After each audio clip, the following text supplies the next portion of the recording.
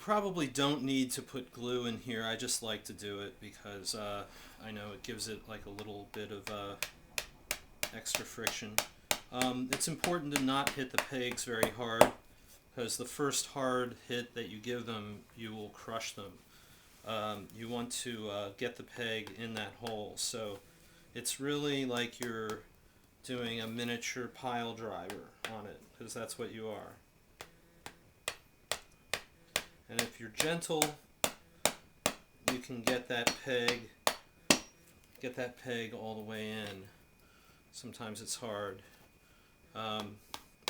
This reminds me of a story that I read about when I was reading an old ski magazine from the 1950s, before they were just inventing fiberglass skis, and ski boots were made by hand by boot makers. And there was a Swiss boot maker who set up shop in New York City, and he stood behind his boots. He guaranteed how good they were, and people would try to stomp on the toe to crush them, but he put up with all this, and just because he believed his boots were the strongest ski boots anyone ever made, and they were.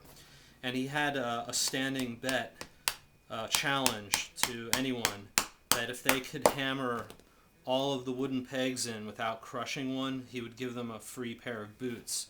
And these were really nice boots. So this one fellow bought himself some shoe pegs, and he actually practiced at it for a long time because he was determined to win the challenge. And he came in to do the challenge, and he got all the pegs in except for one and lost the challenge. And the boot maker didn't have to give him a pair of boots. But basically my point is, it can be kind of hard hammering these pegs in without breaking them. But the real key to it is having an awl that is wide enough, because if you have a hole that's the right size, the peg just slides in. And my awl is not designed for this purpose. I just took a regular scratch awl and tried to blunt the tip of it.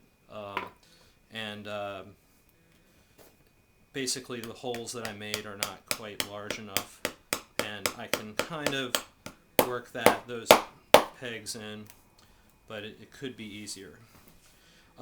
If you can't get these wooden pegs from McPherson or anywhere else, you could not use pegs, you could use nails. The bottom of most lasts on the heel has a metal plate, and that plate is there to act as a barrier against the nail, so you can hammer a nail into it, and the nail will hit the plate and then curve upward, clinching the leather together. And that sounds great, but remember, the nail will rust. It will definitely rust, and it would be nice to not have that in there. So I'm going to finish this up, and then we'll go to the next step.